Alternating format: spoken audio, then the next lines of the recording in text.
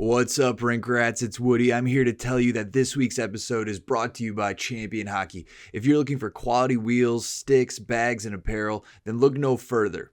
Champion Hockey has everything you need to look and play like a champion. Check out top-of-the-line Legacy Series sticks and wheels and upgrade your game without breaking the bank. Go to champion.hockey to purchase your gear now, and make sure to check out Champion on Instagram at Champion Hockey to stay updated with products and events. Champion Hockey. Look like a champion. All right, and if you love this show, then you will also love the College Roller Foundation. The College Roller Foundation is a volunteer-run, tax-exempt 501c3 nonprofit organization that exists solely to raise and distribute funds to deserving college roller hockey student athletes in the form of scholarships. The College Roller Foundation isn't a tournament series, league, championship, governing body, or sanctioning agency, but rather works with partners to host events to raise and distribute all those dollar bills to roller players who also like to get their academia on. By raising money through donations and divvying out these scholarships to the players, the College Roller Foundation seeks to grow the game of roller in college. And if you're interested in finding more info, helping out, or donating, please visit www.collegerollerfoundation.com and make sure to follow them on Instagram at College Roller Foundation. College Roller Foundation, growing the roller game one scholarship at a time. It's time to join a revolution in roller with US Roller Cup, a premier roller hockey tournament series. The U.S. Roller Cup is led by a passion for the sport.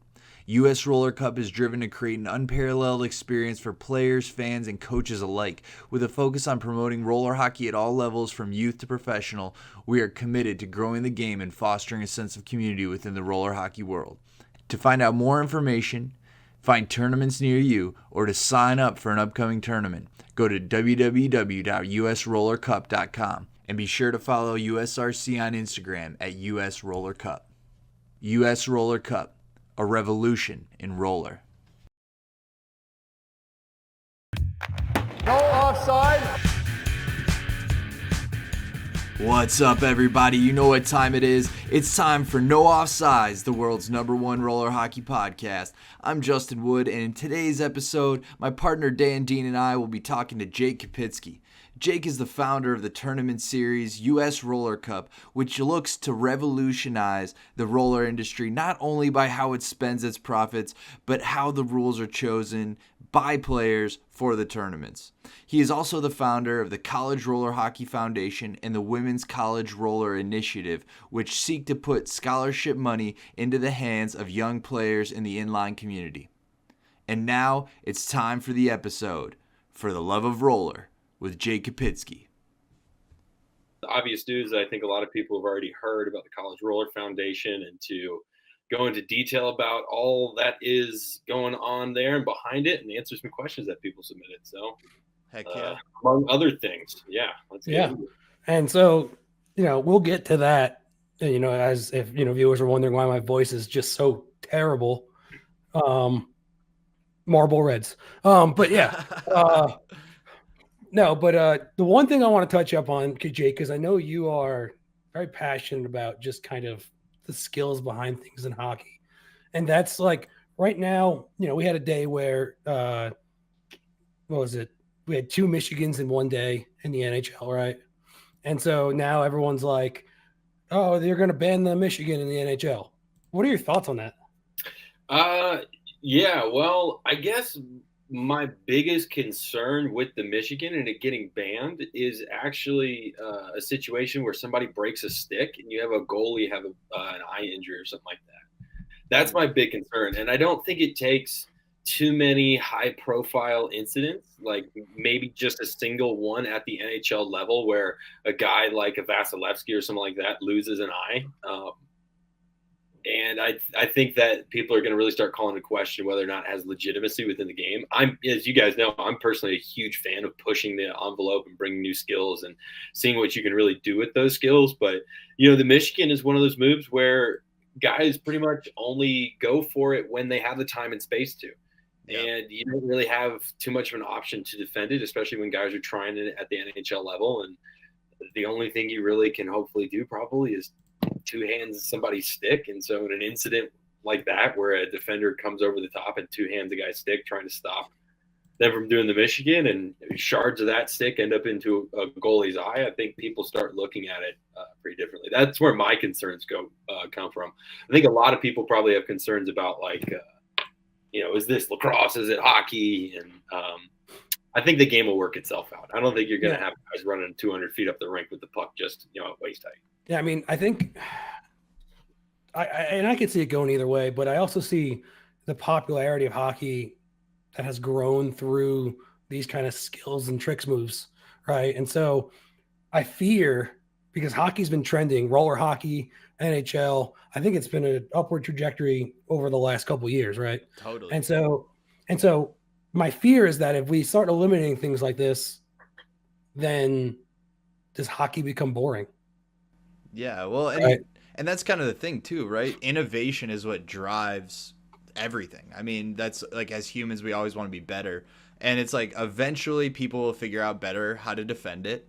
You know what I mean? I don't have that big of a fear. I mean, if I saw a guy pick up a puck behind the net and he just starts skating down the rink with his puck on his blade, it's like, okay, well, there's plenty of ways I can stop you from doing that. I mean, unless the guy's lightning fast and agile as heck, but in that case, even if it was on the rink, he was probably going to burn me.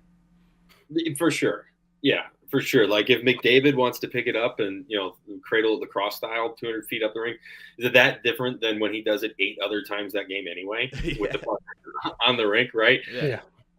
You're not going to have, guys like Mark Stahl all of a sudden being able to do stuff they wouldn't be able to normally, just because the Michigan has evolved into much beyond what it was when Mike Legg did it back in the 90s. So I think the problem that most people have with it fundamentally is just getting embarrassed. Yeah. Yeah. Oh, I mean, was it Jake Allen? Was it That's the problem. who was in that for the Blues that now his face is all over? Anything, yeah. He's got that phenomenal photo with his eyes closed. Yeah. Right. Sure will use that for ads for 20 years. I mean, it's kind of even down to, people didn't even really used to sauce the puck like they do now. And I've seen a couple huge sauces in the NHL recently, like from, a defenseman breaking it out to hitting a guy crossing the blue line. I saw one recently, and I probably sent it to you guys, but it was Matt Tkachuk, and he hit like a Yager sauce outlet pass. Yeah, it was a solid 60-foot, like 20 feet in the air over everyone, through his legs. It was ridiculous. I'm a huge fan of that stuff, and I think outside of the off chance that a goalie loses an eye from something doing the Michigan or something like that, I think that ultimately these things are very good for the game. And whenever someone does a Michigan, especially when you have two young superstars like Zegras and Bedard do Michigans on the same night, I mean, that is a gift the NHL could never dream of. That's the only time they're popping on SportsCenter in the top 1 and 2 spot all season. So I think it's only good. And that's actually an area that I think Roller's been really good about in the past, is that, we're all around the same age. And I can remember when we were all growing up that not only were things like putting it through your feet really scorned and not allowed in the game, you totally get, if you try to put it through your feet, trying to beat a guy one-on-one and you didn't beat him, you were probably getting benched in like 2000. In 2002, that's probably just what was happening. You know what I mean? Yeah. And I think Rollers really pushed the envelope for a lot of those skill moves in general. And the Michigan has been something that's been a really healthy part of roller culture since it was invented. So I'm excited to see where it goes on the ice stage and the NHL stage and all that stuff, because there were 2 Michigans in the same night in the NHL, but I guarantee there was about 1 million more in driveways the next morning. Yeah, yeah, exactly. Well, and then after that, I think lately the original Michigan has been circulating on social media the past couple of days as well. I haven't seen that video in forever, and now it's just auto-populating all over social media. Yeah. It's credit to Mike Legg, right? I actually saw something where I think he learned it from someone else, like in the late 80s or something like that, who used to call it a high wrap. Oh, I like that. His name for the move was a high wrap, and they weren't sure if it was legal or not, right? So it had never been done in a game, and Mike Legg asked the officials before that game if it would count, and they gave him the green light, so he did it in the game. That's awesome. That's kind of like the whole Zegras story. Like I didn't Yeah, even see that, where the reporter was like, "I want you to do the Michigan," and then he went and did it. Yeah, Like, right. Yeah. Yeah, it's crazy. And I think that, like you said, roller gives you the opportunity to be more inventive and innovative with your movements, and I think a lot of that is crossing over into the NHL, which is huge. And then that's bringing more attention to roller, and then finally we'll start seeing some pro roller on ESPN. Hopefully, there was a time when roller was on ESPN. I don't know when we were gonna do that and talk about the whole history of roller and all that kind of stuff, but when RHI existed in the 90s, roller was actually on ESPN on Monday nights. Heck yeah. It was in the summer too. So if you think about just putting something in to fill that Monday night football spot on ESPN during 90s, like the heyday of cable, that was a huge part of what caused roller to explode in the 90s. There was tons and tons of huge 7-8 figure investment that came down in the roller world, because they thought that roller was going to replace ice hockey. And on some level, it makes a lot of sense. Like, one of the things I always joke about, I've probably joked about this with you guys before, is that if you were starting over from square one, ice hockey would never be the dominant form of the sport. You'd never be like, let's take a 20,000 square foot warehouse, flood it with 3 inches of ice, keep it frozen year round, strap blades to our feet, and then go punch each other in the face. Yeah. Versus just not doing something with all of those like just crazy restraints of actually keeping ice frozen year round, right? Yeah. Just so, economically.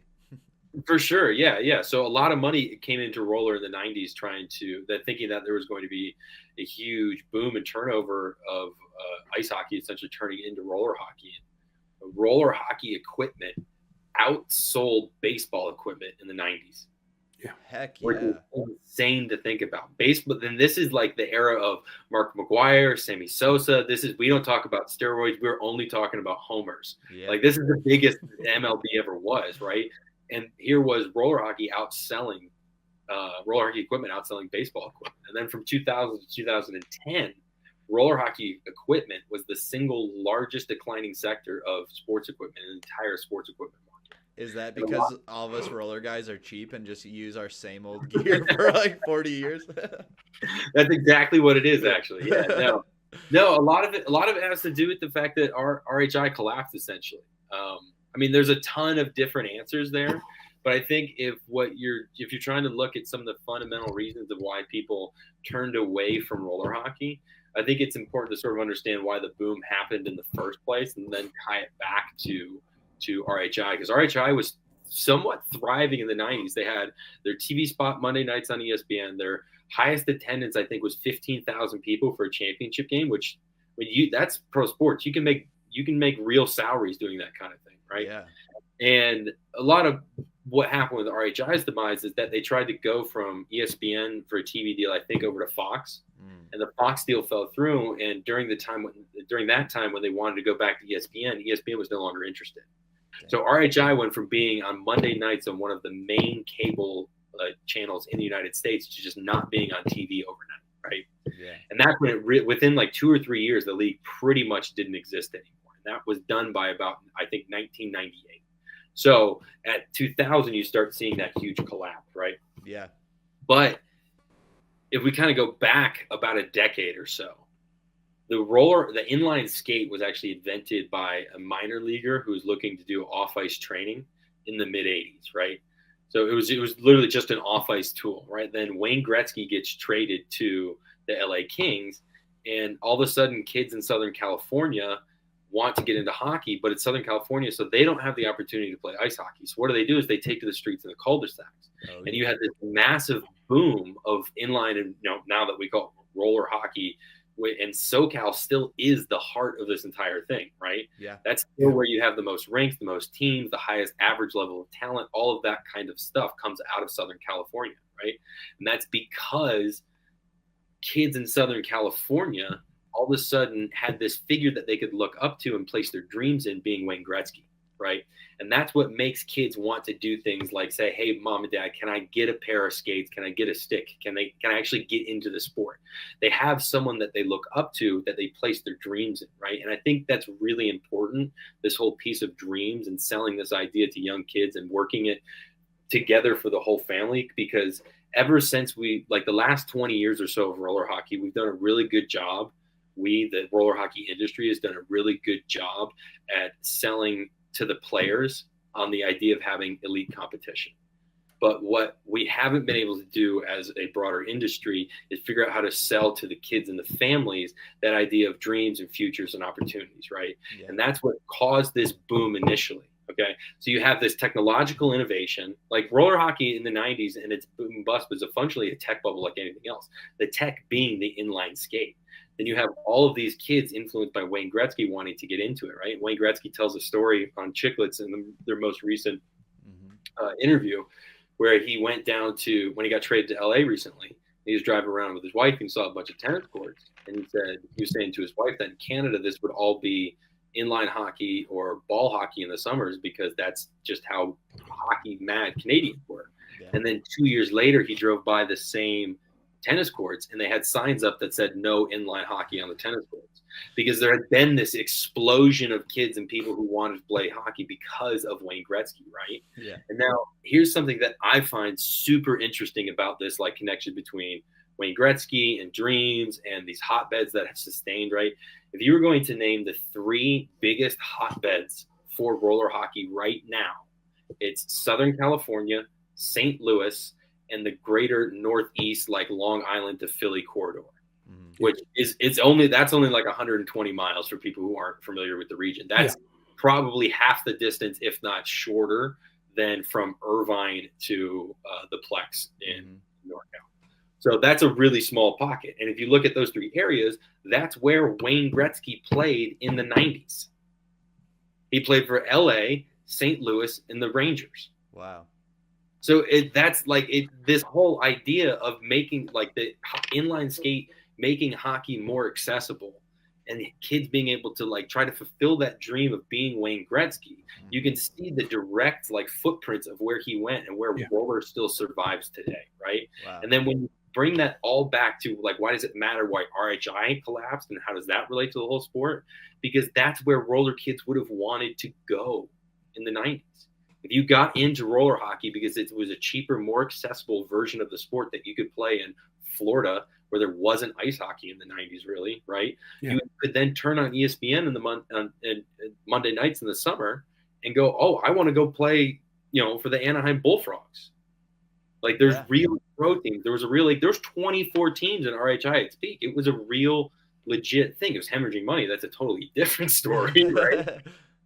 But again, that's what happens with speculative tech bubbles, is that a bunch of this big 6, 7, 8-figure money comes in and floods money into things and expects that you can build a large enough consumer base and then start harvesting your returns on it. And unfortunately, they messed up some of the business behind the scenes till they couldn't get to that stage where they were able to harvest it, right? So ever since we've had this collapse of RHI, we have not been able to fill this void of what are we really selling? What's the dream that we're selling? So we need to start a petition to bring pro roller back to ESPN, is what you're saying. I love it. As you know, I want to see the pro game grow as well. And the reason why I'm doing more stuff on the college side of things, because I think we can make a bigger impact dollar by dollar there. We'll get into that later. But I think the lesson that we really need to have learned over the last 30 years of roller hockey, the history of the sport essentially, is that we can't rely on big money to come save us. Yeah. It's not going to happen. Big money came in already. Mm-hmm. They're not going to circle back on this thing and try this roller hockey thing again. So the only way that roller is going to, break out of where it is now, because it's only regressed since 1998, essentially. Right. There has been a little bit of an uptick essentially since COVID, because people were locked inside and realized that roller skating and street hockey is fun again, where there's nothing else to do. Right. Yeah. But fundamentally, we can't rely on an ESPN or any of these other forces. One I hear a lot is gambling. If someone can figure out how to bring gambling in, hey, good luck. But I think there's a big risk of ruining the integrity of the sport when it's so early on and people haven't made any money in it yet, really, at least not compared to like millions of dollars in gambling returns. Yeah.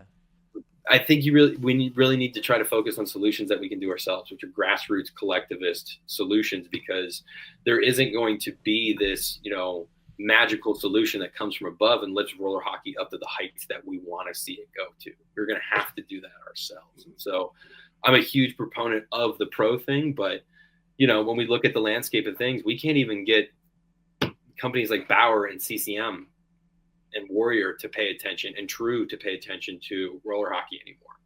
They used to all be involved big time, and now maybe they slap a roller chassis on their mid-level skate and call it a day. Yeah. It's unfortunate, but yes. Right? So I mean, Mission just did come out. No, it's Mission Bauer, and they were like, "Oh, we're going to create." I think it's 2025 is going to be their next line of skates. I think. Mm-hmm. So you still have an entire year. Sure. Yeah. Where they just for the last 3 years they just cranked out 3 different lines, and now we're like, oh, we're going to take a year off. The roller went from being the redheaded stepchild to like Harry Potter under the closet. Yeah.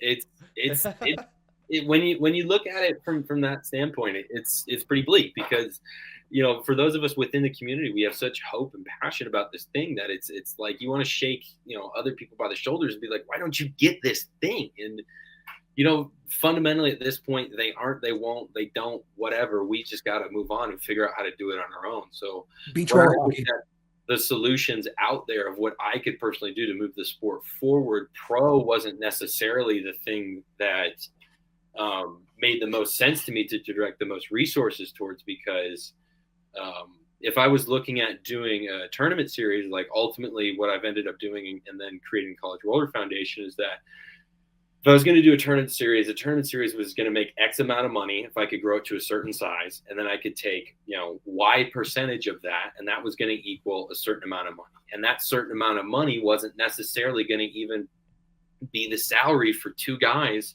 for a year when you're talking about pro salaries. I mean, the pro prizes right now are generally in the range of $10,000 to $30,000 or so. Right. And that's great for the guys who go, not to diminish that or anything. But the reality is that no one is like really paying their bills by winning pro roller hockey tournament. Yeah. And if you look at the behind the scenes, like metrics on the economics of it, there's not really a way to do the whole traveling circus. We go to every rink that we can, try to, play hockey everywhere tournament series model we've seen for the last 30 years and use that to then be able to provide those pro salaries. Right. Yeah. So I'm not wealthy. That's no secret to you guys. I'm sure it's no assumption to the people watching, but I don't have millions of dollars that I could funnel into pro. But what I do have is the ability to run a tournament series, because as you guys know, and some of the viewers know, I grew up in this industry. My family ran a tournament series called Coastal Cup. I know what the life is like. I understand what work that goes into it, all that, yada, yada, right? I could do a tournament series, and I could take a chunk of that tournament series and I could use it to create college scholarships. That was sort of the genesis of both of these 2 ideas that are kind of going on at the same time. One of them being US Roller Cup and one of them being the College Roller Foundation. And we'll kind of get into how those 2 ideas work in tandem, because they're separate, but there is an overarching thing that I think people will begin to pick up on. And it's great though, because no one else is doing it, right? It's like this could be easily a movement where, all tournament series start doing this, and it's awesome. But at the same time, no one is doing it. And I mean, we have an assumption why, but sure. I mean, we hope to inspire. Yeah, absolutely. That's the point. And we'll start getting into the sort of the functions of the US Roller Cup and the functions of the College Roller Foundations, because there's sort of, some of them are, we'll just get into the differences. Basically, I looked at it and I was like, if I could start a tournament series and I knew I was going to make a certain amount of money based on what tournaments do, it's not that hard of math to figure it out when you know the numbers behind it, right? What kind of difference could I make and what kind of impact could I create by doing college scholarships? And I figured that if I could get up to what I consider full scale, which is doing probably 10 to 12 regional events at Winter Nationals and the Nationals, if we call that like full scale level 1, the numbers I ran showed that I could, through US Roller Cup, provide about 15 full ride scholarships. Now that's going off averages of state schools being about, $5,000 a semester and that kind of thing, right? Now, if US Roller Cup were to grow to the size of Narch and Tours and State Wars and some of the other ones and be a 3, 4, 500 team national tournament, that number could possibly grow to something like 30 to 50 full ride scholarships that are provided fully by US Roller Cup. Now that's just part of it, right? That's just US Roller Cup doing it. But the College Roller Foundation was started because I realized in the process of looking up how to do scholarships and the legality of all of that, that a private business can do scholarships. You don't need to found a nonprofit to do scholarships. But a nonprofit has more financial flexibility in what it does, how it gets money, and what it does with it that a private company isn't able to do. So one of the delineations essentially is that the US Roller Cup entity is used to generate the revenue, of which I plan to donate roughly 30% of it to the College Roller Foundation so that there is essentially a guarantee that money will be in this system. Right? That's awesome. Appreciate it. Yeah.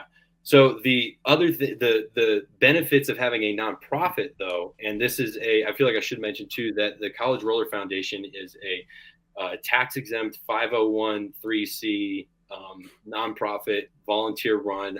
I don't make a dime from it. No one who does any work from it will make a dime from it.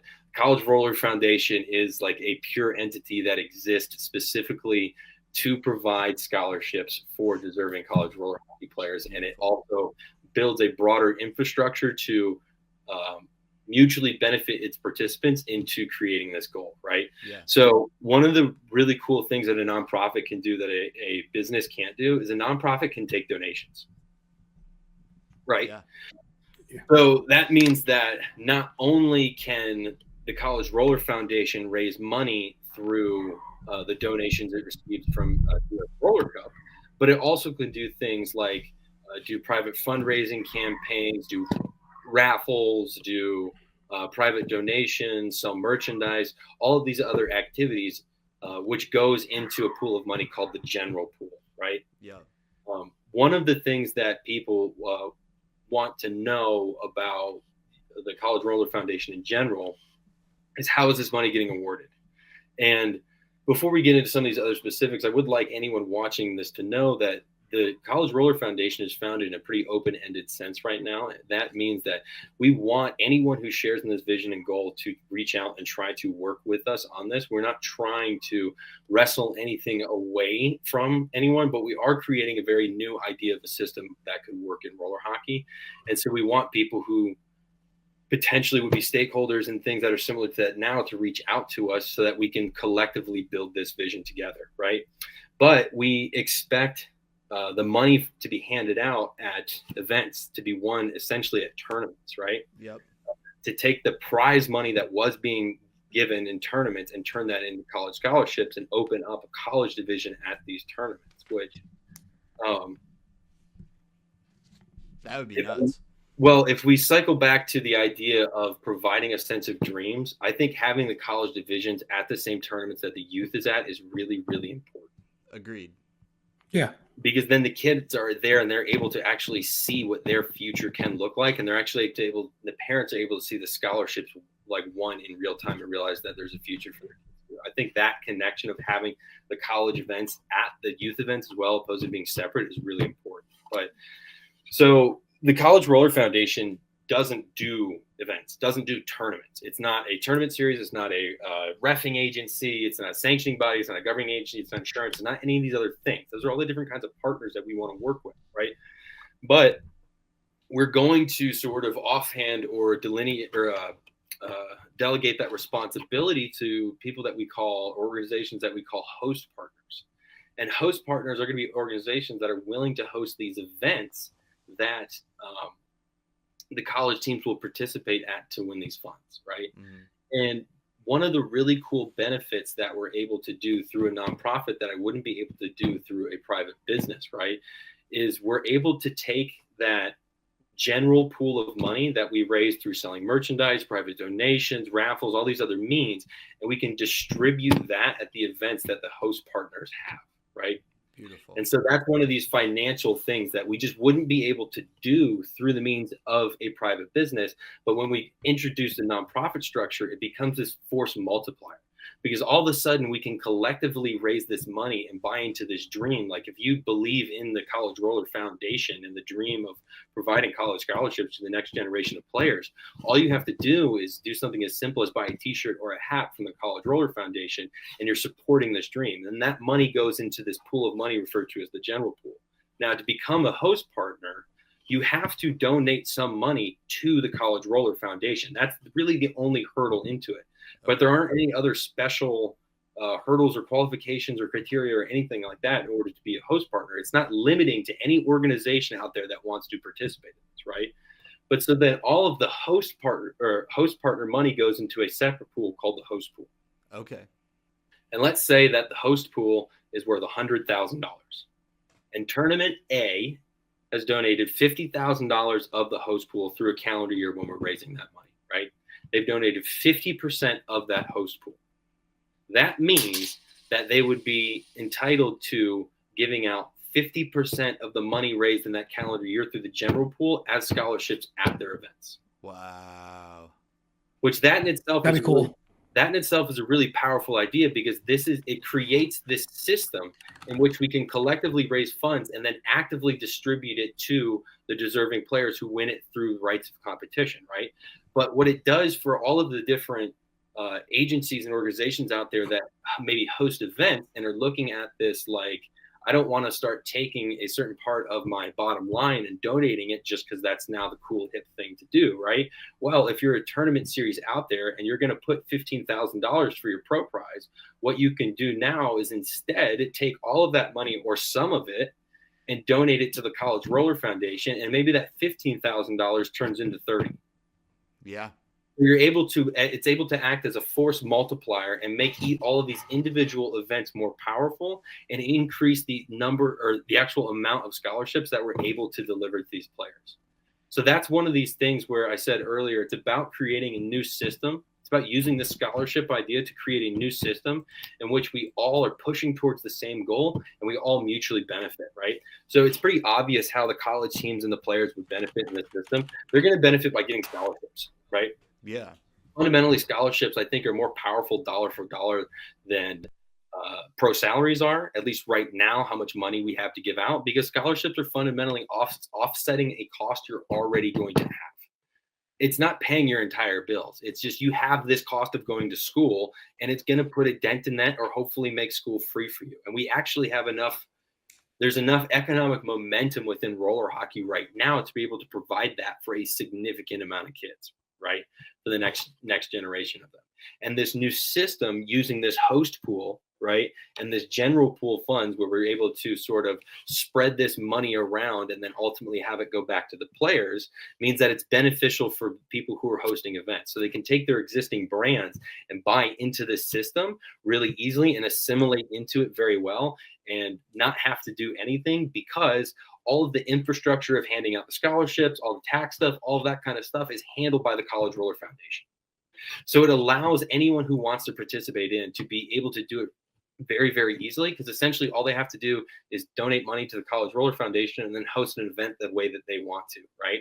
And the College Roller Foundation is going to allow a lot of freedom in how host partners host their event, because I think that's really important in order to cultivate regional communities for college roller hockey. And so I don't mean just that host partners will be able to say we have $10,000 in scholarship for giving out an event. First place gets $7,000, second place gets $3,000. It's not just that. They will be able to decide that, or they can decide every team in the tournament gets, $500 in scholarships for every win, or you get, so they'll be able to decide anything as long as it's based on fair competition, right? I love that. In terms of how the money Yeah, it's awesome. But what I think is really cool is that we'll allow for regional restrictions, meaning that host partners would be allowed to have these college divisions at their events that they host and have, whatever amount that they're going to do for scholarships, and say only teams in a certain region, only colleges in a certain region are allowed to compete in those events. So what it allows, and before I say a couple of these organizations, I want people to know listening, I haven't spoken to these organizations about this. I'm just using them hypothetically. But it allows organizations like Florida Cup or iHouse out in Arizona to do their own sort of micro regional events where Florida Cup can go, we believe that supporting college roller hockey through scholarships is an important thing for the state of health of roller hockey in Florida. So we're going to have a college division at our tournament. We're going to give away this scholarship prize, and only college teams in Florida are allowed to compete at it. Or iHouse could do the same thing where it's only teams in Arizona are allowed to compete at this thing, right? And so this allows for local organizers who maybe don't want to dedicate their lives to being national tournament organizers, right?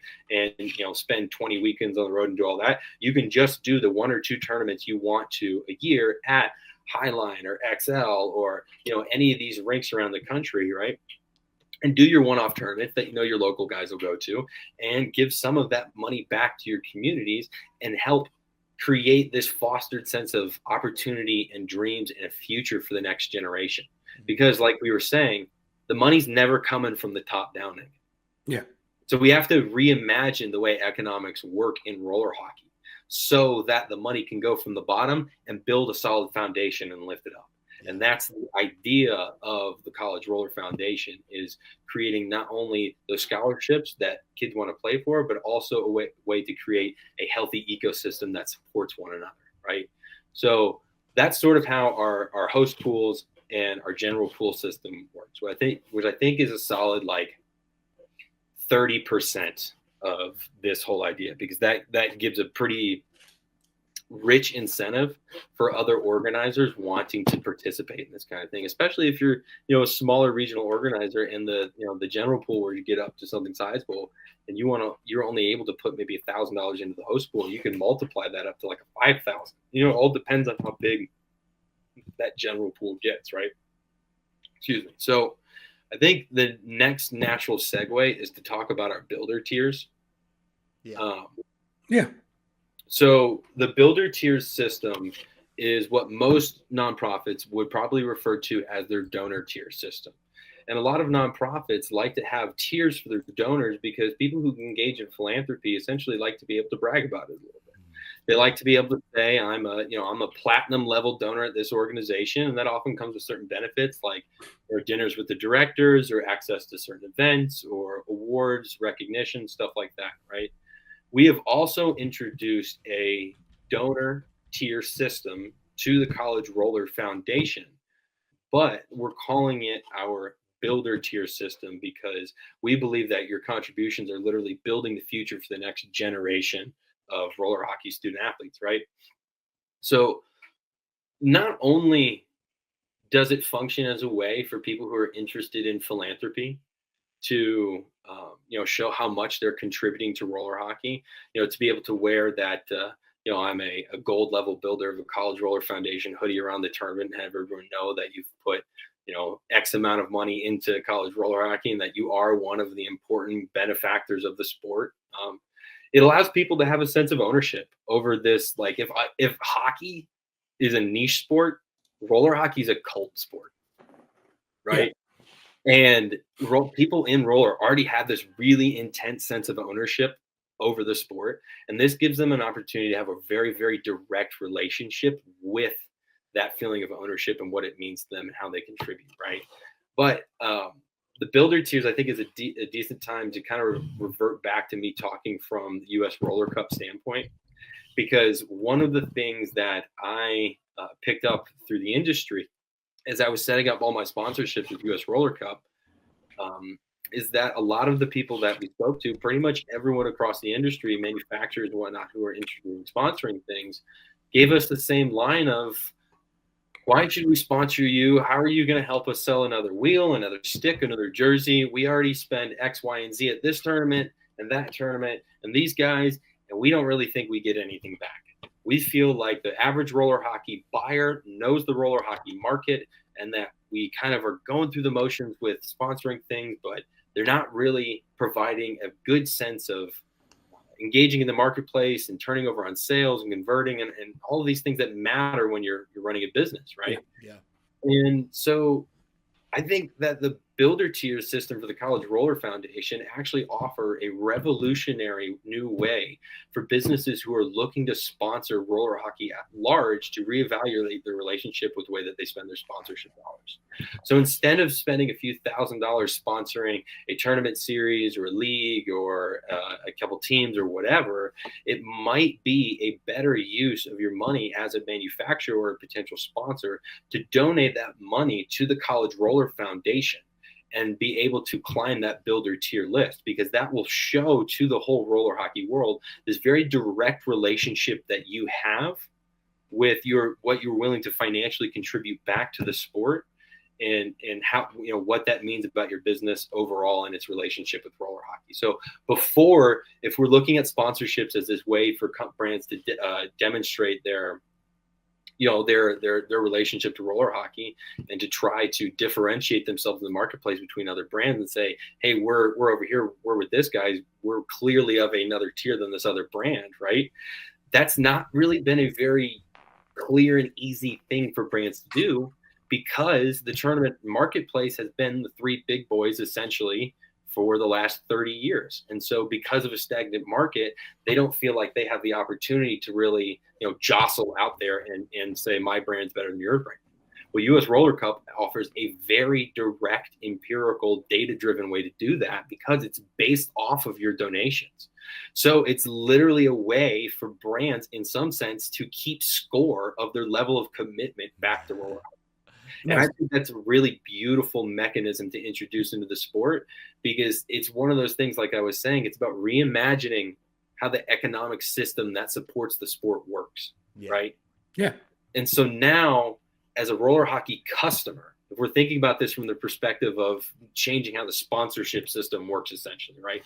As a roller hockey customer, what you have to do if you want to make sure that your dollar goes back into the sport, and that your actions through purchasing gear and attending tournaments and signing up for different rinks, right, all go towards creating a more economically sustainable, resilient, and empowering version of roller hockey, all you have to do is patronize all, manufacturers, organizations, tournament series that are builders of the College Roller Foundation. So it creates a very clear way for everyone in roller hockey to signal to one another what we think the future is going to be. And that's the cool thing about where things are right now, because these systems have been introduced, but it's totally up to the player, the teams, the families, and the coaches to vote with their dollars and their time where they want this to go. And now we have a clear, sorry. No, I was gonna say, I think it's good too, though, because you put those companies that are going to put their money out there, right, for a really good cause, and I think people would support them more. Absolutely. Right. And so Absolutely. it's not only they're supporting hockey, and then you get the players to support them. Yeah. And I think it's awesome. I think the brands who recognize the opportunity that's before them right now of jumping into that builder tiers list early and really climbing those ranks, I think you have the opportunity to really create lifelong customers, and at the very least in this generation of roller hockey players, because people are going to respond to this pretty quickly. And we're going to see, I think, pretty quickly whether or not roller at large likes this idea of using our money collectively through these different means to support a scholarship system in college roller hockey. I think brands are going to have the position to cement themselves as a blue chip legacy brand like right away. Yeah. Plus, it's a great tax shelter. So. Well, yeah, that's another way that it mutually benefits, right? Like, not only is it a good PR move, not only are you able to demonstrate, what you're doing to provide for roller hockey as like a patron of the sport, right? But there also are tax benefits for people who want to donate to the College Roller Foundation, because it's a 501(c) tax exempt nonprofit. So they are charitable contributions when you donate to the College Roller Foundation. So I think when we look at these things, it's pretty obvious how the players stand to benefit. Yeah. Right. I think it's obvious how host partners, meaning organizations and whatnot, stand to benefit. Yep. Right. I think it's pretty obvious how brands have the potential to benefit. Right. And then I think there's some other agencies floating out there in this governing agency sanctioning space, like the NCRHA AAU, USARS, who have the potential to benefit as well, because College Roller Foundation, like I said earlier, is not a sanctioning body. It's not a governing agency. It's not any of these kind of things. We welcome relationships with anyone who believes in this dream. So I think it's a pretty easy way to, join on to what will be the next generation of roller hockey, with someone else having done a lot of the legwork of designing this new system. And I think that's the beauty for people out there who are stakeholders within roller, is that this isn't necessarily a thing of someone coming in and being like, I have this new tournament series and here's this new foundation and you all got to give it money. Instead, it's this thing that collectively benefits everyone who participates in it. And it's very, very easy for them to do so. They almost might not have to change anything about what they're doing. Yeah. In tournaments, just have to, instead of spending money, writing a check to this one, you write a check to that one, right? You add a division that, you do all sorts of different divisions. Easy as making any sorts of schedule, right? Yeah. Yeah. I mean, it's like an olive branch of like, let's become a team. Right. Well, so then that's the history of roller hockey is since the collapse of RHI, is that there's been a handful of different, attempts at broader infrastructure in the sport that really have all been designed to funnel money in one direction. And that direction has never been back into the sport. And thus they've all collapsed. And so the people that have survived in roller hockey really have never agreed on much. And they've all been pulling the sport in different directions. And as well as they've done in their own individual institutions, ultimately that is one of the hurdles that the sport has, is that we don't have a collective goal that we're working towards. Right. And now this introduces the opportunity for us to have a collective goal without really changing anything about what we're doing, and making real immediate impacts to the sport, and putting scholarships in kids' hands next season kind of thing. Yeah. And Jake, if you want to donate, where do you go? So you can go to the collegerollerfoundation.com. And I would like people to know that when you go onto our donate page, it takes you to a third-party platform called Zeffy. Zeffy asks for a tip. They don't charge us anything, but they do ask for a small donation themselves, which you can customize. So it will be a certain percentage of whatever donation that you do make. If you make a donation, you can set that to whatever amount you want, which can even be zero. On Zeffy, there's a handful of different campaigns that we have running. We are selling merchandise on there. We have a what's called our Snap It Around campaign, which is a peer-to-peer letter campaign that people can send to people that they know through an email and that kind of thing, or on social media, in order to try to raise money on their own. We have our own just our general donation thing, and then we also have a really cool new initiative that we're starting, which is called the Women's College Roller Initiative, where we're trying to raise $10,000 to create this first small batch of money for scholarships for women's college roller hockey. And then if 4 teams can form, we can get a host partner, then we will try to have that event and try to essentially create women's college roller hockey, which currently doesn't really exist. There's, from my understanding, there's a number of young women who are playing in different divisions in the NCRHA right now.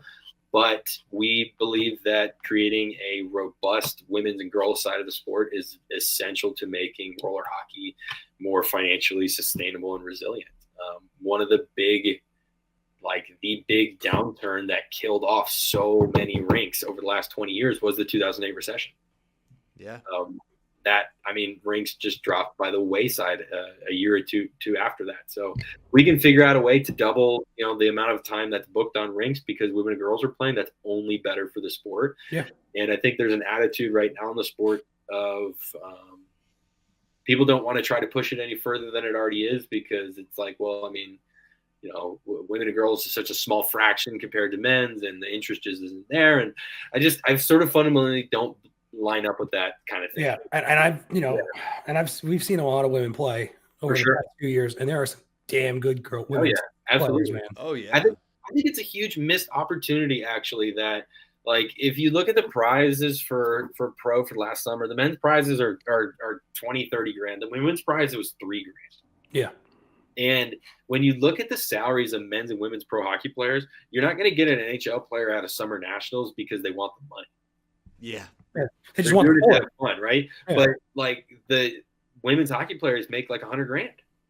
Hey, somebody who's making 65 grand after taxes, whatever, they will come and potentially win, $3,000 or whatever a tournament. If the prize is 30K for women's too, you could probably have the top names in women's hockey showing up at women's summer roller nationals events if you were willing to invest a little more into it. And so I think we have this narrative of the sport where, like, broadly, men's, women's doesn't matter, that we've just been circling the drain for 20 years.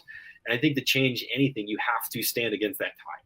Yeah. And so the College Roller Initiative is one of those things where it's like, we're going to plant our flag here and say, like, damn it, we're going to try this. Like, who's with us? And so, and I think, and with, women's roller hockey over the past few years have been trying to make a big movement. For sure. And so, they made a big push. Mm-hmm. And, there's now, I think there's now some tournament series will have women's pro, which is great to see, but that's it.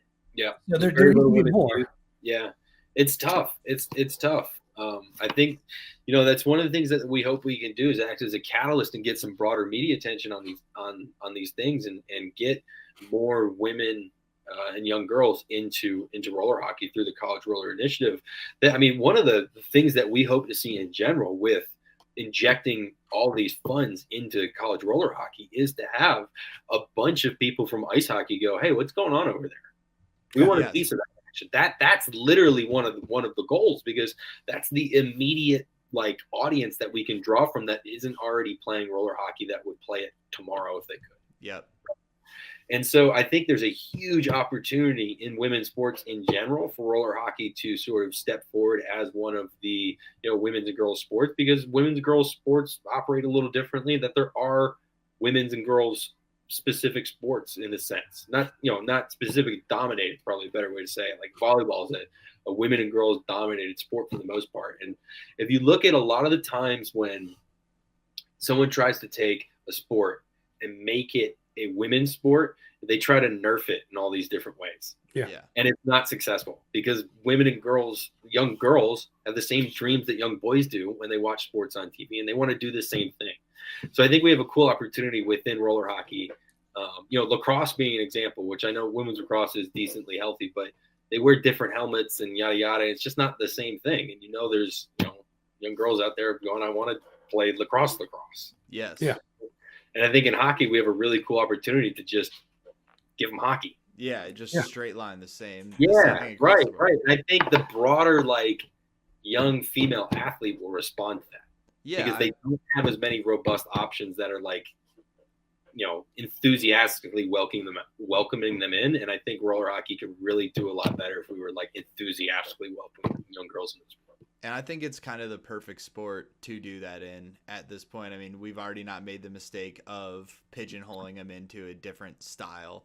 And, for sure. And, last week we talked to two members of our local club, Asheville Hockey League, specifically about their take on women in roller hockey and sports in general. And that was one of the things they said was that, they don't want to be treated different. Right. They want to be treated like hockey players. So there you go. You treat them the same, and they'll come out the same. Yeah, I think there's tremendous opportunity for us to do a cultural change within roller hockey, and just sort of this is the foot that we're going to lead forward with. And there's even less opportunities in women's college ice hockey than there are for men's college ice hockey, right? So a lot of this is about trying to create enough attention with having real funds within this system, right? That people within ice hockey want to come over, and we can immediately bolster our numbers. And rinks open, it's easier for rinks to stay open. All of those good kinds of things. And if we look at U.S. Roller Cup's participation in this system alone, we were going to say, U.S. Roller Cup's the only one doing it. Right? No one else goes with us. That's still about 15 kids who are on scholarships next year that wouldn't otherwise be, right? Yeah. And so maybe that's enough pressure in the market that the other tournaments want to get on board. And now it's unlikely that they will do 30% of the revenue as well, but maybe we can create enough of a competitive force within the market with U.S. Roller Cup that they want to buy into this system through College Roller Foundation, which, hey, as we talked about earlier, is ultimately going to be beneficial for them. Yeah, Definitely. Right. So it's about trying to create this new culture within roller hockey of this is what we're doing going forward. We're supporting this system through these means. If you don't want a part of it, kick rocks. Because ultimately, if you don't believe in that as a vision of the future for roller hockey, I'm all ears as what it is. But the last 20 years have shown us that we're kind of out of ideas. Yeah. We're doing the same thing over and over again. Right. So if there's better ideas out there, I'd love to hear them. But quite frankly, if you don't want to participate in this system, it does raise, I think, some healthy skepticism about what your motives are running a business in this sport. Yeah. Because ultimately, if you love roller hockey, I think that trying to create this opportunity and doing so in a way that is beneficial for everyone involved is a pretty clear way to signal that love and dedication to the sport, especially as a business owner of the sport. And that's why I made the initial announcement post for the love of roller, because that's the point of all of this. Like I said, I grew up as a kid working the t-shirt booth at Coastal Cup, going every little rink in the Southeast. That was my life, playing on 3 divisions because teams were available and I didn't have anything else to do that weekend. I want to create that future that I wish was there for me as a kid that just simply wasn't there. That's beautiful. So if you share in those motivations and visions and you believe that creating college scholarships is a way to do that, I think that this new system that we've outlined here with the builder tier system, the general pool, the host pool of money, how all this different stuff works, it's built in a way that everyone benefits, and the more people participate in it, the larger and stronger and more difficult to tear down it becomes. Yeah, absolutely. So, I think if we get to this point where we have like $1 million in the system yearly, that's 100 kids on full rides. That's crazy. That's like 8 or 10 teams. Yeah. That's pretty legit. Yeah. I think that we as a collective of the sport of roller hockey have been able to then get it to that next plateau of where it can't break out from over the last 20 years. Right. Yeah. And there's, various ways of doing that. Like US Roller Cup would be contributing to $1 million at the size that I want to grow US Roller Cup for, like level 1 that I was talking about earlier. It's going to contribute about 15% of $1 million a year. So it's not hard to imagine if the other, entities within roller hockey really get on board in this. It's not hard to imagine $1 million a year in a system like this. No. I mean, the tournament roller hockey industry collectively, when you look at all the different team fees and money spent on it, hotels and all these other things, right? It's somewhere between $5 to $10 million a year. So if we were to take the idea of what US Roller Cup is doing, of trying to take 30% of that and direct it back into the sport, I mean, 30% of $10 million, that's 300 kids on full rides. We've changed the roller world. Yeah. And I think that's all within grasp. Oh, totally. And what you're saying is you're building a foundation right now, an actual sturdy foundation for roller to survive and thrive. Absolutely. Yeah. I think I only really have one more parting thought about all the different stuff I'd say. I'm sure after this, I'll have like 3 more hours of stuff I want to ramble about that I forgot about. Well, we'll always have you on again. Before the Q&A, well, I lost my train of thought. Let's just go to Q&A. Yeah, let's do it. Q&A it is. Let's do it. All right. Well, we already answered one of the questions, but if you want, you can quickly reiterate this.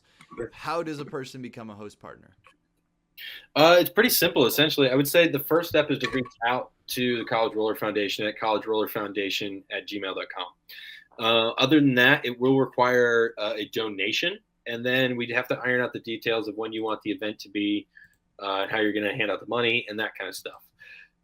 But so other details about host partners that we didn't really get into is that we're going to spend like a season raising the money, and then that money will be handed out the next season. So, for example, we would spend the 2023-2024 season raising money, Okay. and then that money is going to get handed out the next season. Okay. There'll be a continual process each year, right? Yeah. But the idea we want to go into the year knowing how much money we can hand out at different events. So that's why you have to have a cutoff before that season starts. So the other way, and that's if host partners want access to that host pool general pool system. If you don't care about that and you just want to donate and do it immediately, you can do that as well within season, but you won't have access to the general pool funds. Okay. Cool. All right. So you kind of answered this question, which someone had from Instagram, which was, when will the first scholarships be awarded? We'd love to do it. I guess awarded would sort of be the season after next, because I would love to have teams start winning them and playing for them in 2024, 2025. Okay. The reason why we're not doing that like at Winter Nationals for US Roller Cup is sort of twofold. One, I wasn't sure at what the process of setting up a nonprofit and tax exempt and all that kind of stuff was going to be, and it happened quicker than I thought it would, so we're a little ahead of schedule.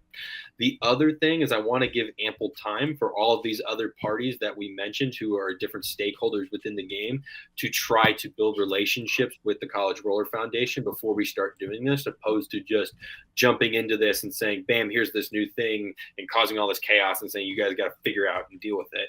We want to give the opportunity for people to sort of get acclimated with this idea, sit with their thoughts for a minute, and then try to build relationships before we jump into next season. So we're actually going to still spend the time from now until next season raising the money that's going to go into the first year of scholarships that'll go out. So for the events that US Roller Cup does for the rest of 2024, that money will end up going into that scholarship pool for year one. So there will be money in it for year one, which then will get actually handed out to the players the next year. And I think it'd be pretty cool too, right? Because if you look at it, okay, you go to let's just say national tournaments, right? Mm-hmm. You finally get a college roller division. Mm-hmm. And then boom, like a year after, like let's just say 2025, doesn't matter what national tournament it is, right? Mm-hmm. Someone gets a check. Mm-hmm. Here's your scholarship, dude. Well, and so the scholarships will be a mix of the players getting the scholarships. It's going to be a mix of graduating seniors who don't get them, returning veterans who either do or do not get them based on what the coach decides, and incoming freshmen who do or don't get them. Yeah. You got to imagine immediately it's going to work as a recruiting tool for the next class of kids playing scholarships. And I didn't say this earlier, but I think this is kind of a good time to bring it up now, because this is sort of a fantasy of mine of how this all ends up working, which again, I want the viewer and the listener to know that before I lay all this out, these other parties haven't greenlit on any of these ideas. This is just an example of what I think the future could look like, right? So the College Roller Foundation is sort of the skeleton of this whole thing that really just organizes the finances of it, right? Then the NCRHA can still work as the governing body for college roller hockey and still get the credit of all of that, but allow the tournaments to run the divisions, right? So the NCRHA can really cut a lot of their actual administrative and labor and costs and all that, hand it off to the tournaments, and still act as that governing body, right? Yeah. The different tournaments being US Roller Cup, Tours, State Wars, and NARCH could then all act, their finals could then all act as conference finals with an NCRHA final coming after that. Nice. So then you could have the 4 different tournaments, do the East, West, North, and South conference finals for the NCRHA at their big summer events. This is all assuming that they're all participating. We've got a few $1 million in the system. It's ballooned to now there's a few hundred college roller teams like there were in the early 2000s, right? To where you can have, 50 teams competing at the Southern Conference event, which maybe is US Roller Cup, or, wherever you put these 4 conferences kind of thing, right? Then you could have each one of them, or just the NCRHA, national championship out of this theoretical system, right? NCRHA could take some of the registration fees, put it into that host pool, gain access to that broader pool of money from the general pool, have a sizable chunk of scholarships they can give out at their own nationals still. And the NCRHA nationals could function like a March Madness style tournament, single elimination, where all these other events go into the seeding of it, right? And then as you progress through each round, you win scholarships. Yeah. So maybe you progress through each round, you win either an escalating amount or $1,000 each time or something like that.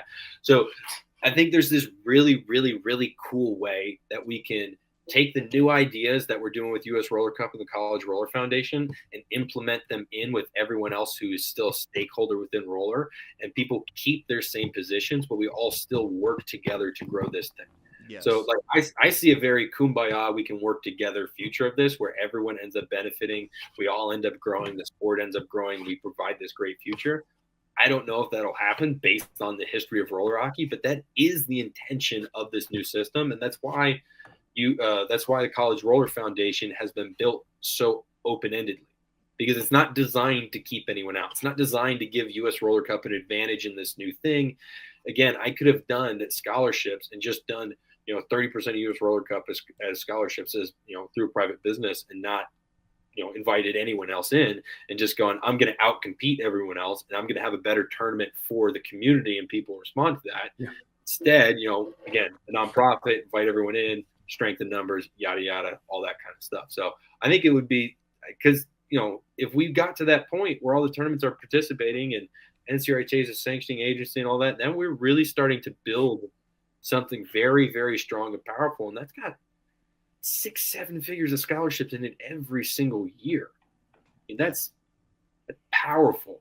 And then kids who go to these large tournaments, these large national tournaments, these youth players are able to then see these conference finals happen right in front of them. Yeah. Yeah, so, that's amazing. I think that would be really sick. We'll see if that happens. If not, none of the other stakeholders like this idea, it's also built in a way that US Roller Cup can go ahead and do it on our own. So we'll see.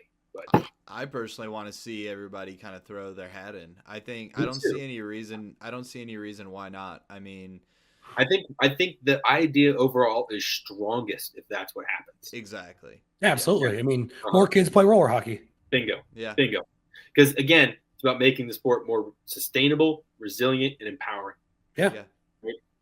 And so if we can create this new economic system that reinforces itself, right, that keeps money flowing back into the system, I think we can create a sustainable way to keep it growing, which hasn't been in the sport before. Agreed. Did we touch on this? I think we did a little bit, but how specifically recipients of the scholarships will be chosen? So yeah, the system that we have in place now is that a team will compete for money over a calendar season, right? So let's just say a team like Lindenwood, we'll use them because of course, right? Let's say Lindenwood wins $100,000 in scholarships during the 2023-2024 season. That means for 2024-2025, they've got $100,000 to give out in scholarships. So the coach of that program has to notify the College Roller Foundation by, I believe, August 30th, what players are going to get what money. And then the College Roller Foundation will send that money directly to the players. Beautiful. Nice. What other questions do we got? Jake, you might have to jump into your list here. I'm trying to make sure. And while you do that, I just want to throw this out there while you look real quick. Speaking again on the Women's College Roller Initiative, there's a couple pro teams. The 3-pick, Lebeda Blood and Feathers, CTC Hot Wheels, High Chew Fantasy Mix. I don't even know. NCI Phoenix. Hey, dude. It's epic hockey. It's epic. Come on. Yeah. Come on. Well, everybody's got these crazy things like just name your team. I get it. The point I'm making is the Ringster Factory Team, Revision Vanquish, Revel Hockey Club, Pamela Beta Golden Knights. Like these are all organizations that already field full teams, and I bet they have some women on their team that could benefit from these funds. And I think for sure. So I think a lot of those teams are SoCal teams too. It sounds like it. So what someone could do with our regional organizer restrictions that we were kind of talking about earlier is someone could go I'm gonna do a women's roller tournament, women's and girls roller tournament. Invite all these clubs in SoCal, and then take the proceeds from that and donate it to the Women's College Roller Initiative and help build that initial scholarship fund and actively create that for that community right there. Yeah, that works. And that's kind of why I wanted to call them all out. Yeah, that's specifically the kind of thing that we designed it to do. Yep. Because while the national tournament system will be great for delivering things like like a team like Lindenwood, which wants to be the national championships and would probably be attracted to a system where they can go build as much scholarships as they can, right? I think that's a great thing for the national tournaments to do. But having regional events like this is like, it might even be more important. Yeah. Especially grassroots, especially the beginning of this, like let people like get in on it. All of these people putting together events where you're putting together all these teams. If you're already bringing all these people together, that's perfect. Yep. And that's what I was going back to earlier, what I was saying about the College Roller Foundation not being built in a way to exclude anyone. It's not built in a way to benefit US Roller Cup, specifically for anyone out there who wants to do this and wants to take that labor and effort and risk on organizing one of these events onto themselves in order to get back to the sport. We want to make that as easy and streamlined as possible. Yep. I love it. One that I saw, if you don't have one ready, is what if I want to donate but don't have enough to be a builder? Yep. So I think that's a great question because it comes from our builder tier system, which start at $500. At $500, you can be a builder. $1,000, you hit the local builder level, and then $2,500, I believe you hit club, and then $5,000, I think, is bronze, if I'm remembering correctly. That's cumulative. So that's if you hit $500 or you donate past that. You can donate any amount of money you want to the College Roller Foundation. You can also participate in different means like raffles or buying merchandise and stuff like that. So there's a handful of different ways that if you want to get your money to the College Roller Foundation, you can, and there's no limit. Like you don't have to donate a minimum of $500, like that kind of thing. But cumulatively, if you get to that point, you will officially be a builder, and there are benefits within that. For example, when you hit each one of those builder tiers, there's different merchandise that you have the opportunity of getting. So you can actually walk around the rink and display to people, exactly what level of builder you are when you go to tournaments. That's cool. I like that. One question that I want to ask. Sure. Is people who are kind of jaded on the idea of charities at this point, sure, right? They like the Suzanne Struthers or whoever that lady was that was doing that. When people see something like this and once they see how this is being implemented and they see the lives that are being changed, do you think that this is something that could not only affect, especially talking about the women's initiative specifically, do you think this is something that can help other sports as well? I think this kind of trying this as a system could help grow alternative sports. I do, because essentially, as you guys know, I'm a psychologist, and the kind of psychology that I do is more of systems level thinking and looking at how to reinforce positive behaviors you want to see within the system. And so the system that I designed is people, participating within this new college roller hockey system, right? And that's where all those different reinforcements about the money, the tax benefits, and the goodwill recognition, all of that comes from.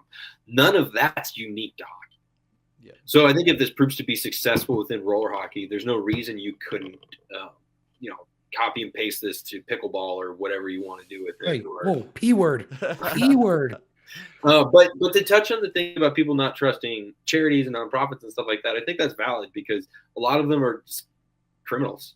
a lot of people use nonprofit organizations to do tax evasion, right? Yeah. That's the appeal of them. So one of the things that we'll do as a College Roller Foundation is we're going to yearly publish all our financial records and make full transparency. Beautiful. Awesome. Yeah, that's when I say it's volunteer run and all that kind of stuff. Like I truly mean it, and I believe that the only way that any of this actually succeeds in the long run is it's actually done with pure intentions and not, some sneaky crap on the back that like make me rich or whatever. It wouldn't never work. Yeah. Once we see you rocking like gold chains and stuff like that, we'll know that something weird happened. Once I finally bought a new pair of Crocs, something's up. if Jake's wearing a new pair of skates, even I'll believe it. Yeah, right. You didn't buy the cheapest Bowers, and that's something that I wanted to say too, because like it's one thing to hear it from you, but from two people that know you and hang out with you all the time. I want to say that I vouch for you that I know your intentions. I'm cheap. I wasn't gonna say that, but what I was gonna say is he is a frugal man, but also I've never met somebody with as deep of a love for roller as you have, and I want people to know that. I want people to hear that from my mouth, and whoever else will attest to that when it comes to growing the game, when it comes to shining light on opportunities in roller, I trust you very much, and I think that everyone else should as well, and I think that you're a good role model for how people should be looking at building the community and keeping roller prevalent. Well, I really appreciate that, and as you guys both know from our hours and hours of conversations at tournaments and on road trips and behind the scenes, this is really the only way I've ever found a sense of community. And I think that's huge. Yeah. So I'm a big believer in making that's the lens I view it through as community. So I'm a big believer in making these communities stronger because I think if you lived through the 2000s in roller, one of the things that you saw was a lot of communities die. And that's a really sad thing to see. So we want to stop that process from happening. But I also think that's a good time to kind of touch on another point that I wanted to bring up. Go for it.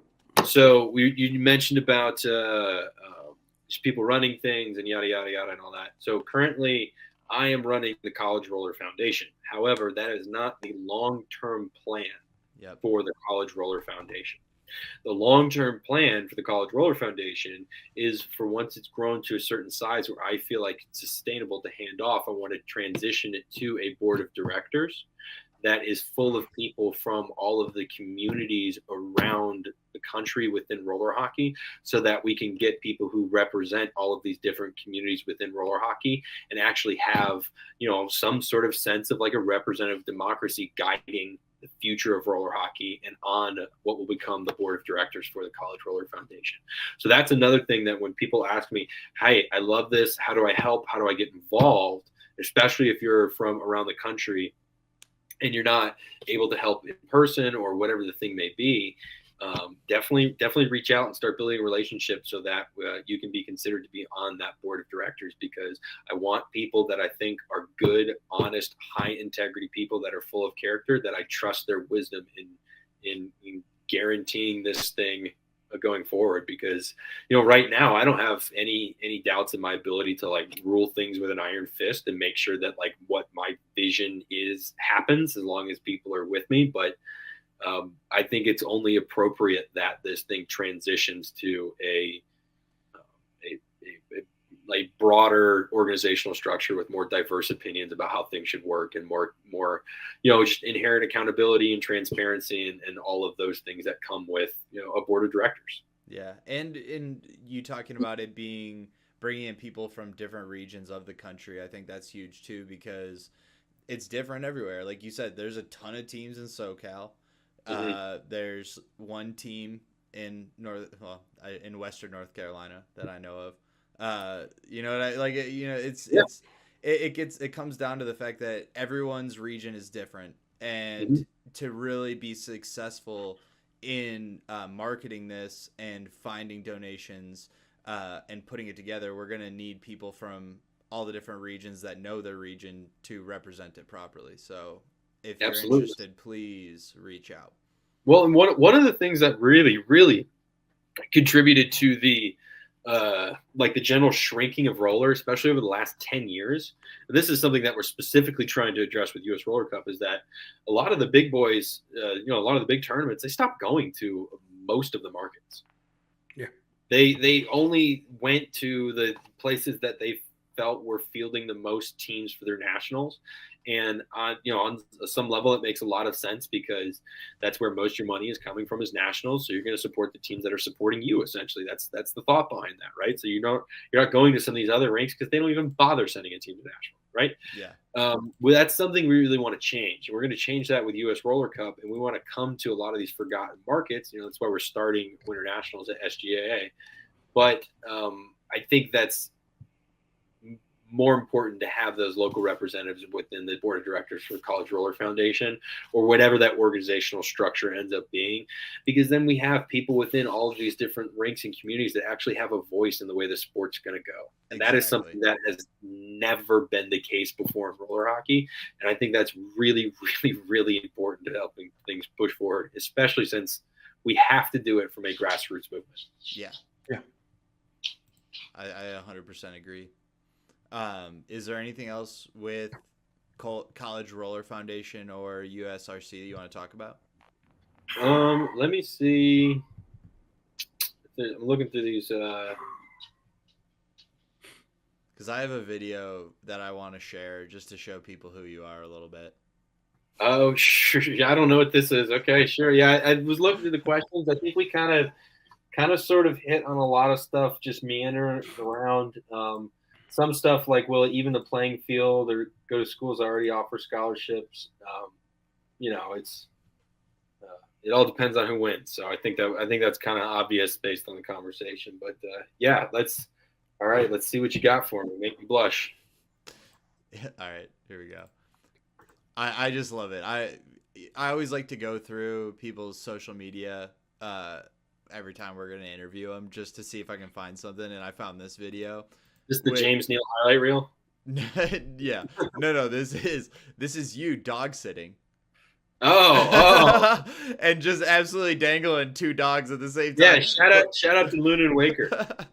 But it's awesome because it's like, I mean, talk about roller in the blood.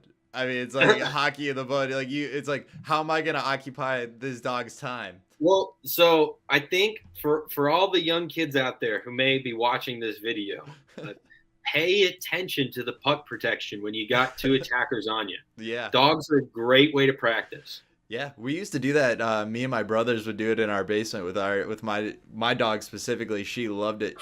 All she wanted to do was play keep away. And we would sit there and we would just stick handle around her, and then kind of at the beginning she didn't get it, she didn't really understand what was going on. Pretty soon she became an epic defender. She was cutting off angles. She would check behind her to see where the person was so she could cut off the angle. And I mean, we haven't done it in a while because she's getting older now, but she'd sit there, we try to sauce it over, she's jumping in the air catching it like a frisbee and stuff. That's great. Yeah, I mean, I love that video, and I just wanted to share that because I thought it was super fun. Yeah, apparently Jake Skills need a little more work because the dog won. Well, see, Luna cheats. Luna goes after the stick and locks it down, while Waker goes after the puck. They have a good strategy. Exactly. Again, kids, pay attention. You got to be able to pick those pucks off of when you're on defense. But I like that. I think it's fun. I think again that just shows kind of your character, shows the type of guy you are, shows your dedication to hockey. And I love dogs. Dude, I think we can all agree. If anybody doesn't love dogs, you can express that in the comments, but realistically, I think we're all dog lovers here. Yeah, I think we know where you stand if you don't love dogs. Yeah. And I want to again reiterate that all the links for College Roller Foundation, for the Women's Hockey Initiative, for USRC, everything is in the description below. So go to those links. We're going to be popping some more stuff up on social media to help with that as well. Figuring out more ways to help raise money for that. We really want to show our enthusiasm for it through No Offsides. So if anybody wants to reach out again, That email and all of the links will be below.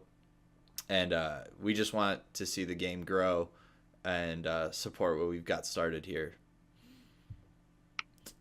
Yeah. All right. Well, We jumping right into it, or can I do a little shout out for my stuff? How much have we got? You can go for it. Yeah, what do you got? All right, well, I'll do a quick shout out for US Roller Cup and just what we got going on. Our first event, Winter Nationals, is coming up in SGAA in Snellville, Georgia on February 16th through the 18th, 2024. You can reserve your spot now with a $100 deposit. We will have a pro division, which will have a first place prize of $9,000, and the second place prize will win your entry fee back.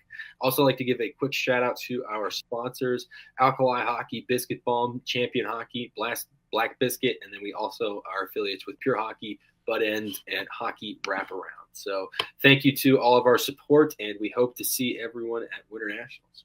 Heck yeah. I mean, I know our club's going to bring some teams, and we're looking for competition. So if anybody wants to come and challenge us, we're looking for it. I want Nasher. Yeah, come out. Do it. Yeah, well, with the I think the pro division is going to be pretty interesting. There's going to be some new teams, new pro teams that haven't really no one's familiar with. So I think they'll be enticing for some people out there. That's exciting. Yeah. I mean, for all you established pro teams out there, come out and prove that you can beat these teams. Absolutely, yeah. I repeat, I want the Columbus Heat. I want to see that rematch as well. Rematch, Nashville Aces Columbus Heat rematch. Yeah. Yeah. Well, and I do believe that we are the largest pro prize of the winter tournament season too. So if you guys may like have money, changed that, but if it has, it's outside of my knowledge. Yeah. And I think that's something that's really a bold move for USRC to do. And I think that if I'm not playing on a pro team, but if I was, I'd get my butt down there to get some money. Yeah, we wanted to, again, I think you need to take a stand against the tide. And it's been, I think, since 2018 when Narch did their nationals at the Cooler for their 20th anniversary there, that any competitive roller of this level has been back to Georgia or the Southeast like that, not including tours and their nationals. So anything outside of a once-a-year nationals tournament, it's been pretty bone dry for competitive roller. And we wanted to plant our flag and let the Southeast know that has changed. So, from Tennessee to Florida and beyond, we want people to know that if you are interested in playing competitive roller hockey in the winter, like, we have it for you. Yeah, I think we even got teams. I mean, I've been going on social media and attempting to trash talk other teams to get them to come in to play us. Somehow you trash talk a team and then they want to play my team. Well, like, how did that even happen? I mean, I guess they figured they could beat us. I'm not sure. But I mean, I've even heard a couple teams from Jersey say that they are considering. Yeah, I've heard from teams from New York to California to Canada that are interested in coming, and a lot of the teams from further out are trying to kind of feel it out and see what it is, because it's our first event, which is understandable. But we're welcome to anyone that wants to come down and take a stab at it, especially in the pro division. Yeah. And again, it's only $100 to secure your spot. Correct. Yep. Yeah, yep. So. The full registration is due, I think. Is it February 22nd? February 2nd, I mean. Yeah, I think it's like 2 weeks before Winter Nationals. Let's see if it's right here. So registration closes February 9th, and the full payment must be made February 2nd if you put the deposit down. So it's only $100 to secure your spot right now if you're still kind of filling out your rosters and that kind of thing. And another note on filling out rosters, that we do have a free agent application system, and we've had a handful of submissions already in a bunch of different divisions for that. So if you need a guy or two or a goalie even, reach out. We might have someone that wants to play for you. Yeah, exactly. Because I know that's a hard thing a lot of times for teams to fill their rosters, and especially like guys 7 and 8 are tough to find. Yeah, and to do it, but like longer than a week before the tournament is sometimes difficult. So this is that chance where you don't have to get that full registration fee in order to be able to secure your spot. And you know, I know you have the pro, you have a couple senior divisions and even youth divisions, right? We do, yeah. And so youth, we're currently shooting for teams from 10, 12, 14, 16, and 18U. So if you're interested in that, sign up quick, because we've had less interest from the youth divisions that we have from the adult divisions, and we could overfill the adult divisions pretty easily. But we want to be able to provide a wider spectrum of divisions. So if you're a youth program that is interested, definitely hop on your horse and get signed up. Cool. That's to all those youth programs out there. Please do it. We got a team from Asheville that wants to play you.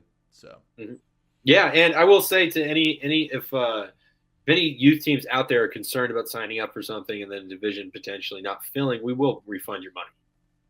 Good, man. That's good to know. Yeah. Cool. Jake, this is more of a personal question because I just like making things fun like that. What just totally off tournaments and off this other stuff. This is something I kind of wanted to bring in. Can you just somebody personally wanted to know? Yeah. What is the hair care routine like? Oh, pretty minimal. Yeah. You just blessed with the flow. Huh? Just blessed with the flow. Yeah. I haven't cut it in 5 years now, since my last haircut was right before my wedding. So I got about 5 years of growth, and it kind of just keeps going. But pretty minimal. Yeah, I just have to shampoo, condition, and then comb it. So I always love. I'm gonna pull up this one picture that I always just loved from. I think it was Nasty Cup. We had a bunch of pictures from the Aces games, and one of the first ones that was given to the team, I believe, was one of you skating with just your hair flowing in the wind. And I think, and we're talking about getting kids into the game. I know kids love the flow. Everyone loves flow. Everyone loves the flow.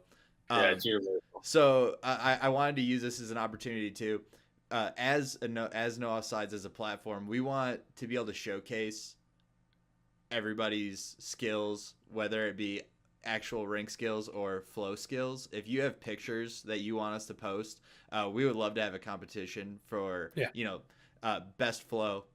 Send us your pictures. So here's the thing in roller, right? Is like your top 3 most important things is flow, style, and then skill.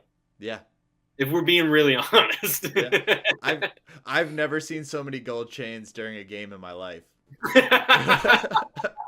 So often. I'm like, dude, I'm thinking about making some money real quick during this game and just snatching a couple chains while guys think I'm just trying to get the puck in the corner. I'm just buying. Yeah, I haven't seen that since the early 2000s. Oh, dude, they're out there. I mean, it was mostly the Canadian teams. I remember I saw a few at somewhere we went recently, but yeah, they must be making a comeback. I love it. I'm thinking about getting one myself. I mean, like, I'm 0 in the flow department, so I gotta pick it up somewhere else. You know what I mean? Flavor Flav clock. Yeah, I might just go huge on the chain.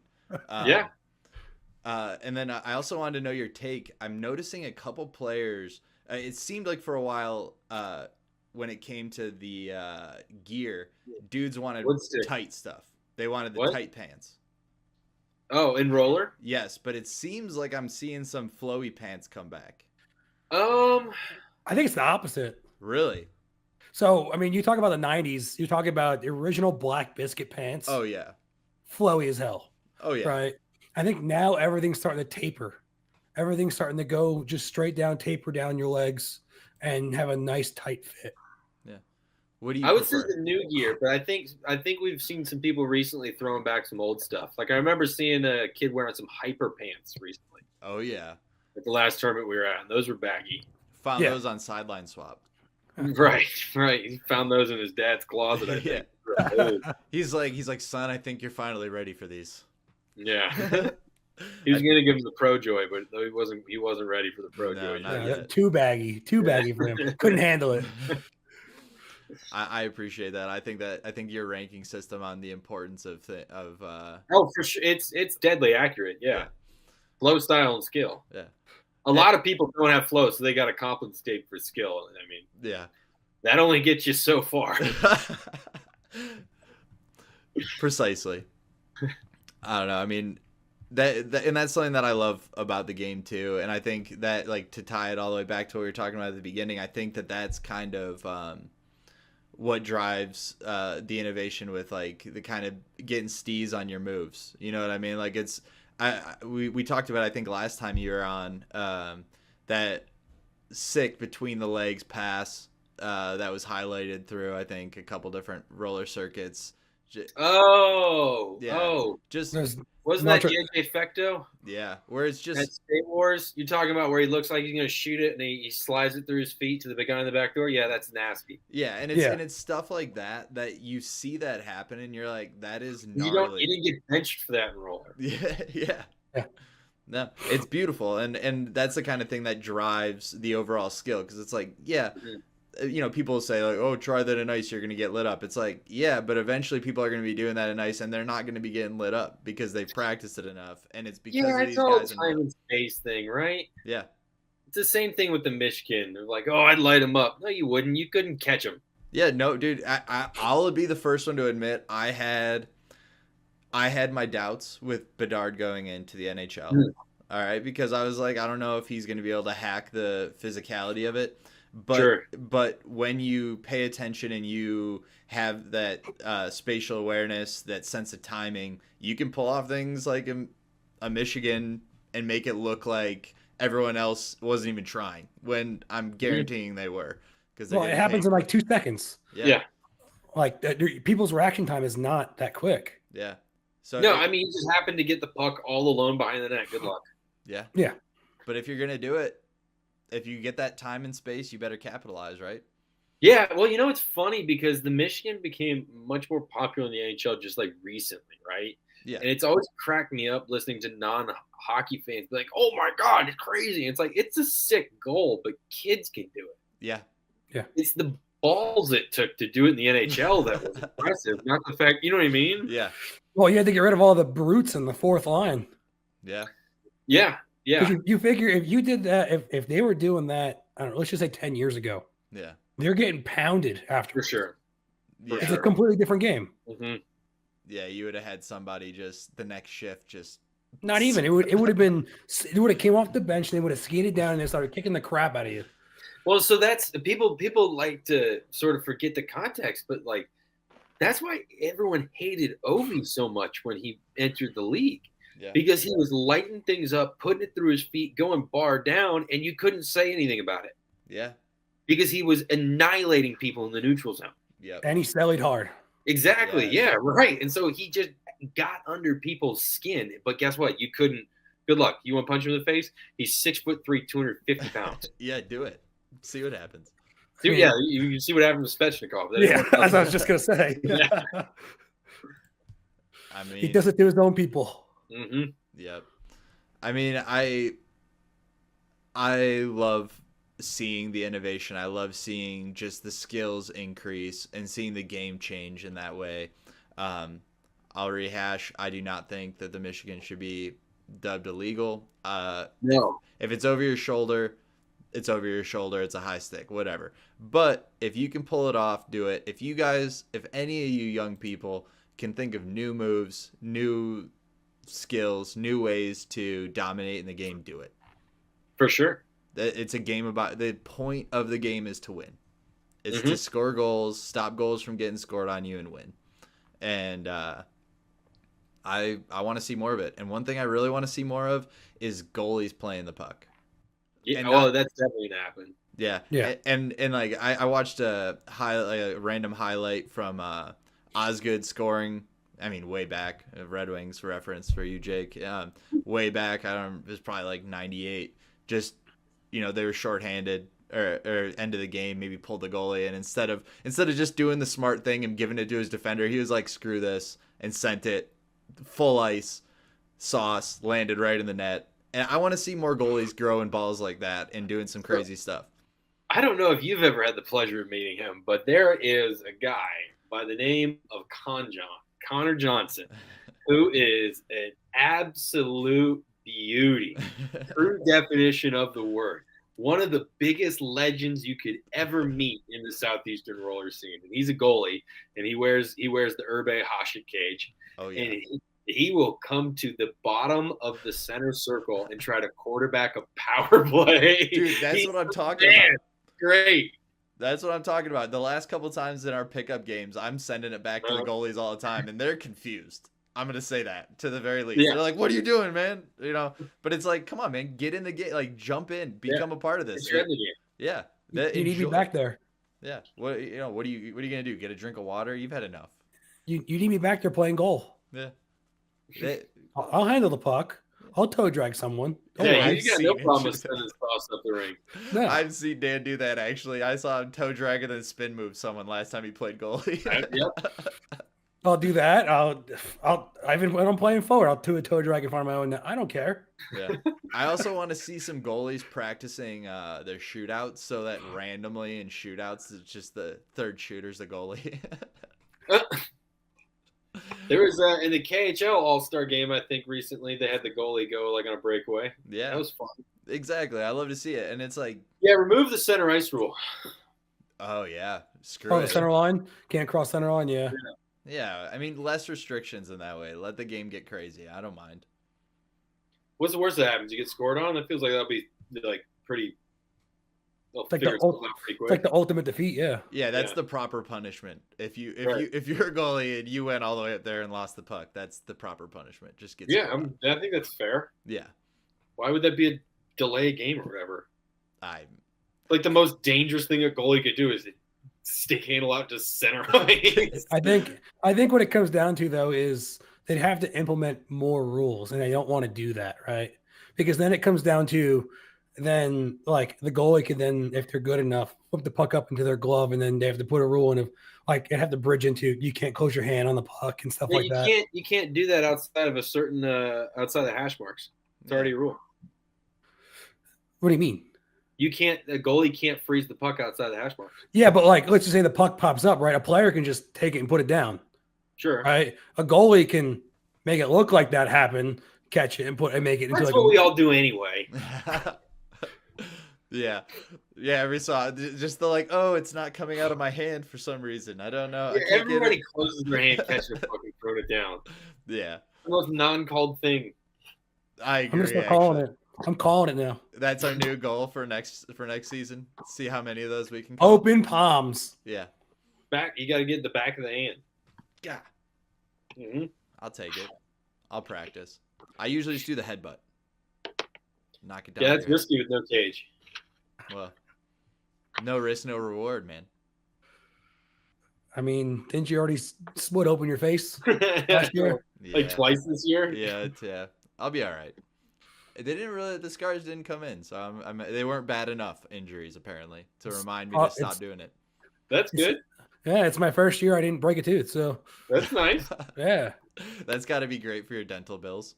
Yeah, absolutely. But then I got this ER bill coming too. So God. Yeah, everybody, we're starting a GoFundMe to pay for Dan's medical bills over the last month. And I can tell you, if it ever starts, it's all going towards College Roller Foundation. Yeah. So I don't want your money. Just funneling from other sources. I love it. Well, again, College Roller Foundation, all the links are down below. Please donate. Talk to your friends. Talk to anybody that you know that loves roller. For the love of roller, figure this out. And you know what? Talk to other businesses and tournaments and companies in roller and ask them if they support the College Roller Foundation. Yeah. This is the thing that happens collectively here. If we want to see this change and actually change the future of the sport, it's something that everyone's got to be in on together, working towards the same goal. So, ask them. Do they support the College Roller Foundation if that's what you believe in? Heck yeah. Yeah.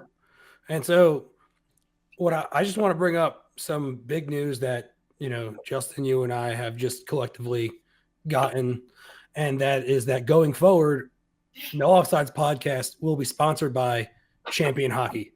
Boo! So we'll be No Offsides podcast sponsored by Champion. We'll be giving out weekly prizes starting next week, and we got some big hitters coming on our podcast. Very exciting schedule of guests coming up. Starting 2024, and next week is Jimmy Teed. Yeah, everybody. Give him a little background on Jimmy.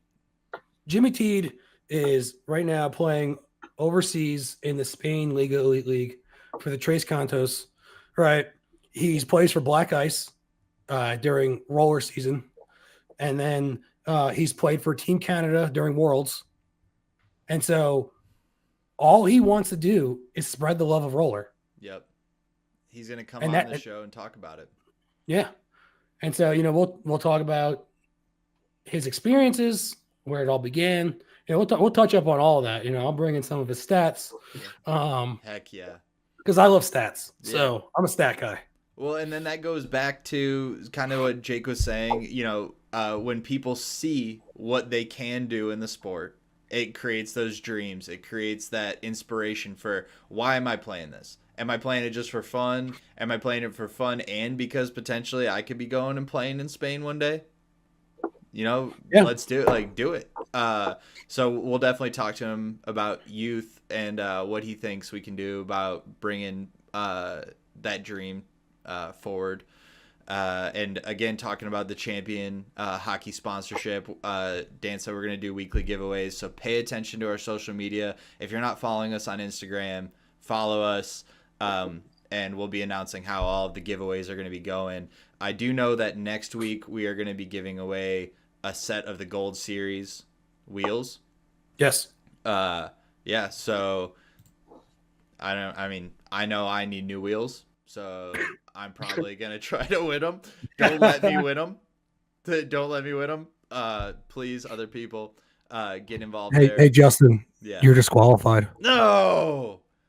Okay, fine. That's fine. All right, I'll buy my wheels like a normal person. But for all you other lucky people out there, you can win some wheels and some other gear in the future. And if there's anybody else interested in sponsorship opportunities, hit us up.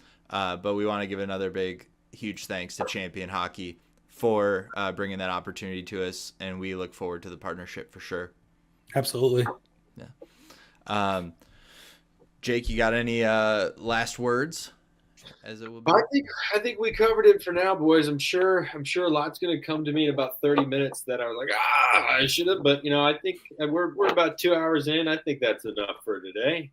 I certainly appreciate the invitation on, gentlemen, and I'm very excited to see where this podcast starts to grow here with your next series of guests. I think it's very exciting. You got a gauntlet coming up. Oh, yeah. And we look forward to seeing where US Roller Cup goes and the Roller Hockey Foundation as well. So yeah. So everybody, thanks. You want to sign him off, or you want me to, Dan? I got it. I used the last bit of my voice. Yeah. So make sure you subscribe the channel, leave some comments, follow us on social media. If you're forechecking, don't let up, because there's no offsides in roller hockey, baby. Yee! All right. Till next time, y'all. Thanks, Jake. See you, boys. It's all in the voice. No offside. Oh, yeah. You laughed so quick. He had to go. He had stuff going.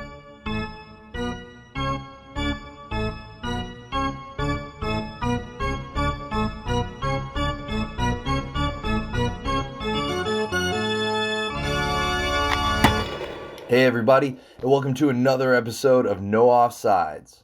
This week's episode is brought to you by the Asheville Hockey League. The mission of the Asheville Hockey League is to provide community space for inline hockey in Western North Carolina, empowering youth and adults of all backgrounds through competition, mentorship, skills development, camaraderie, and the love of the sport. This episode is also brought to you by US Roller Cup. Join a revolution in roller. The US Roller Cup is a premier roller hockey tournament series in the United States. Their passion for the sport drives them to create an unparalleled experience for players, fans, and coaches alike. With a focus on promoting roller hockey at all levels, from youth to professional, we are committed to growing the game and fostering a sense of community within the roller hockey world. USRC seeks to spread the love for roller hockey across the nation, connecting players and fans from every corner of the United States. Go to usrollercup.com to register for this year's Winter Nationals, held at SGAA in Snellville, Georgia. The tournament is scheduled from February 16th to the 18th, promising an exciting weekend of competition, with pro prizes up to $9,000 and divisions from 10U all the way up to men's and women's pro. Get your spot today. US Roller Cup. Roller hockey is more than just a sport. It's a way of life. Every episode of No Offsides podcast is brought to you by Champion Hockey. Be a champion.